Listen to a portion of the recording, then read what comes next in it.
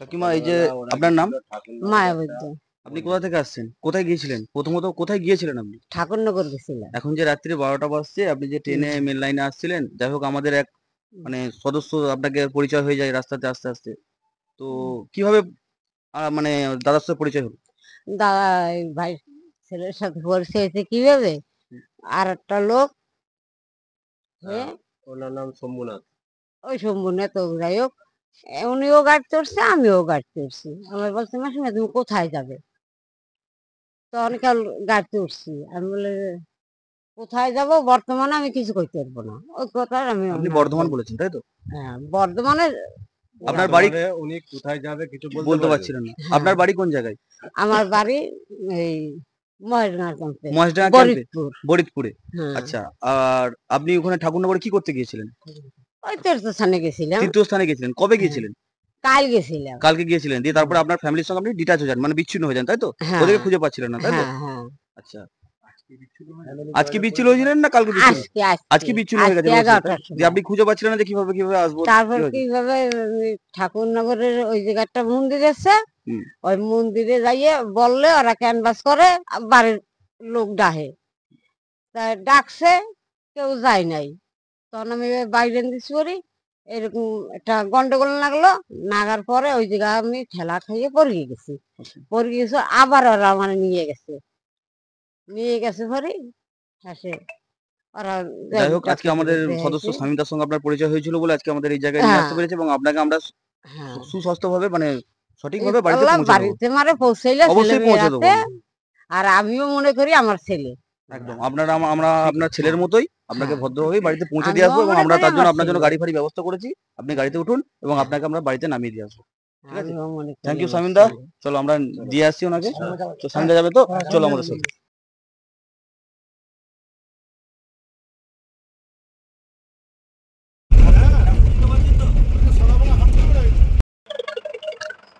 রাত্রি 12:30 বাজে এখন। সবাই এখন ঘুমে আচ্ছন্ন।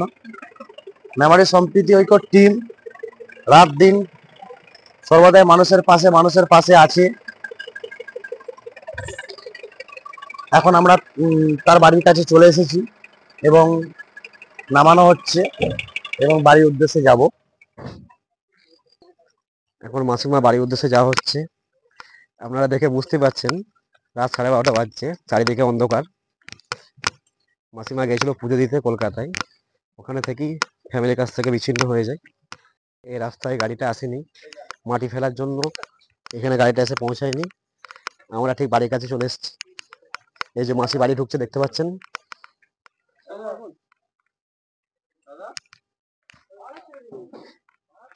আমরা মাসি বাড়িতে পৌঁছে গেছি, সবাই হয়তো ঘুমিয়ে গেছে। রাত 12:30 বাজছে এখন। উনি ওনার বাড়ি ঢুকে গেছে। দেখি মশিরুল দা, এই যে বাড়ি ঢুকে গেছে ওনার। দাদা, আপনার নাম? বিশ্বজিৎ বৈদ্য। এটা কি হয়? এটা মা হয়। এটা আপনার মা হয় তো? আপনার মাকে আপনার হাতে তুলে দিলাম আমরা। হ্যাঁ। আপনার মা, আপনি কি জানেন আপনার মা হারিয়ে গিয়েছিল? মানে না, আমি লাইনে ছিলাম, মা ঠাকুরনগর অনুষ্ঠান হচ্ছে, ওই অনুষ্ঠানে গেছিল। দিয়ে আমি সেই সময় বাজে 6টা বাজে, বাড়ি থেকে একটা ফোন গেছে, বলছে তোমার মেয়ে আর তোমার মাকে পাওয়া যাচ্ছে না, ওইখান থেকে কোথায় চলে গেছে নাকি এরকম একটা বলেছে আমাকে। আচ্ছা, আপনার মেয়ে বাড়ি ফিরেছে? হ্যাঁ, বাড়ি ফিরেছে। আপনার মেয়ে বাড়ি ফিরে গেছে, আপনার মা বাড়ি ফিরতে হ্যাঁ, পারেননি। দিয়ে আমি আবার বাড়ি এসে যাদের সাথে গেছিল তাদের দ্বারে গেলাম, যারা বলছে মেয়েকে নিয়ে আসছি, ঠিক আছে, আর তোমার মা আজকে না আসলে কালকে চলে আসবে। ইনি বলে যাওয়ার আগে বলেছে যে আমাকে নিয়ে চিন্তা করতে হবে না, আমি ঠিক চলে আসবো বাড়ি। আচ্ছা, যাই হোক, উনি এবার মানে আসতে গিয়ে অনেকটা থতমত খেয়ে গেছিলেন। যাই হোক, তো আমাদের মেম্বারের শামীম ভাই উনিও ফিরছিলেন কলকাতা থেকে। তো উনি ওনাকে রেস্কিউ করে ওখান থেকে নিয়ে আসেন এবং আমাদের মেমারি সম্প্রীতি ঐক্যকে জানান। আমাদের সম্প্রীতি ঐক্যরই দাদা একজন মেম্বার। তো আমাদের সেরকম ভাবে নিয়ে যাই হোক, আসেন। মানে হুম। আজকে মাকে আমি ঘরে বসে পেয়ে গেছি তোমাদের জন্যে, তা তোমাদের আমি ধন্যবাদ জানাই।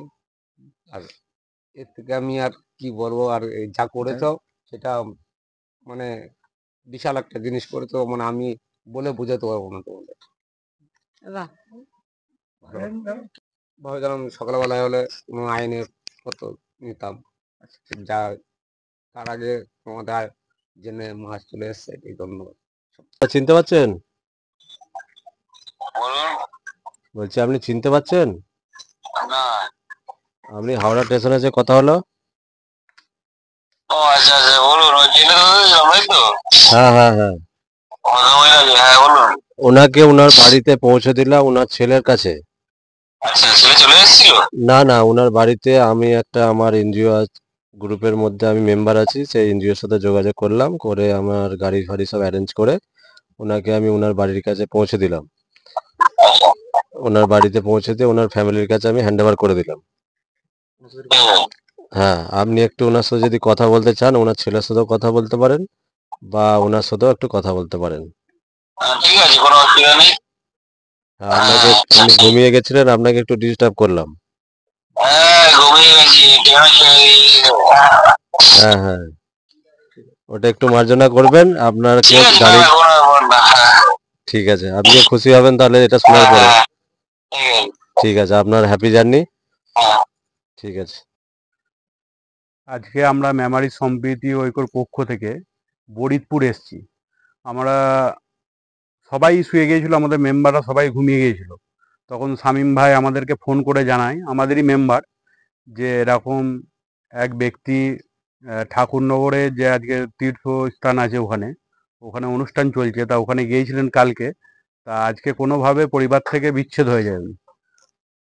তারপরে ওখানে একজনের সাথে যোগাযোগ হয়, তিনি ওখান থেকে নিয়ে আসে এবং শামীম ভাইয়ের সাথে যোগাযোগ হয়।